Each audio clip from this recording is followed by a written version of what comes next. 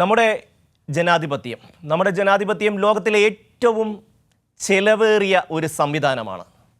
സ്വാതന്ത്ര്യാനന്തരം നമ്മുടെ രാജ്യം ഏതാണ്ട് 75 വർഷം പിന്നിടുമ്പോൾ നമ്മൾ എത്രയോ തെരഞ്ഞെടുപ്പുകളിലൂടെ കടന്നു വന്നു.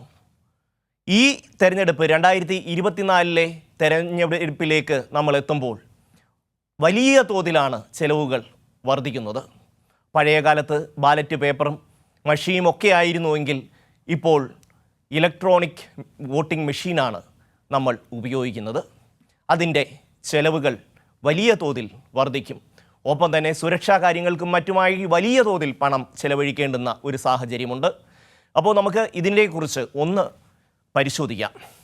നമ്മുടെ രാജ്യത്ത് ഏതാണ്ട് 96.88 കോടി വോട്ടർമാരാണ് നമ്മുടെ രാജ്യത്താകെ ഉള്ളത്. കന്യാകുമാരി മുതൽ കാശ്മീർ വരെ, അങ്ങ് കിഴക്ക് മുതൽ പടിഞ്ഞാറ് വരെ ഒരുപാട് വൈവിധ്യങ്ങൾ, സംസ്ഥാനങ്ങൾ, ഭാഷകൾ, വേഷം, ഇതിനെല്ലാം ഒന്നിപ്പിക്കുന്ന ഇന്ത്യ എന്ന നമ്മുടെ ആ ഒരു പൊതുവികാരം. ഈ രാജ്യത്ത് പ്രായപൂർത്തി വോട്ടവകാശമാണ്. ഏതാണ്ട് 96.88 കോടി വോട്ടർമാരാണ് നമ്മുടെ രാജ്യത്തുള്ളത്.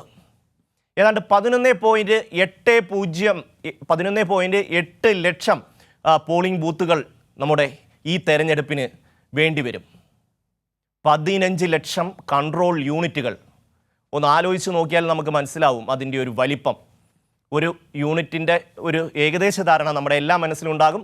പക്ഷേ അത് 15 ലക്ഷം കൺട്രോൾ യൂണിറ്റുകൾ, അതുപോലെ തന്നെ 15 ലക്ഷം VVPAT മെഷീനുകൾ, 18 ലക്ഷം ബാലറ്റ് യൂണിറ്റുകൾ.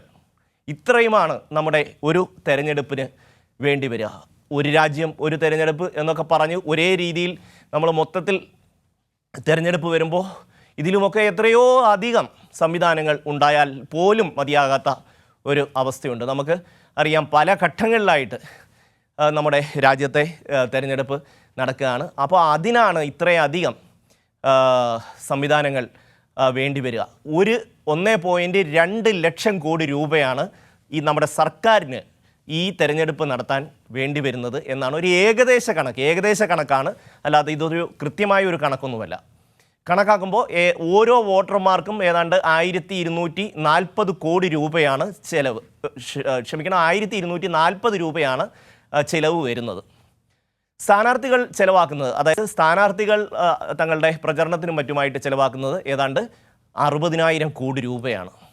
അപ്പോൾ എത്ര ഭീമമായ ചിലവാണ് നമ്മളുടെ ഈ ജനാധിപത്യം എന്ന് പറയുന്ന ജനങ്ങളുടെ ഒരു ആധിപത്യത്തിന് വേണ്ടി നമ്മൾ ചിലവാക്കുന്നത് എന്നുള്ളത് വളരെ അത്ഭുതകരമാണ്.